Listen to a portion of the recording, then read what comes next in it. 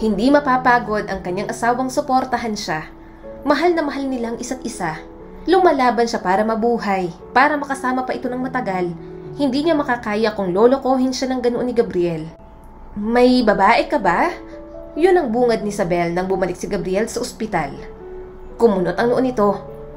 Han, bakit mo naman iniisip yan? Nanginginig ang kanyang mga labi. Hindi ko mapigilang mag-isip. Parang nagbago ka na. Iniisip kong may ibang babae ka na. Dahil pangit na ako? Wala na akong buhok? May sakit ako? Namamamatay rin naman ako? Isabel, hindi ganun yun.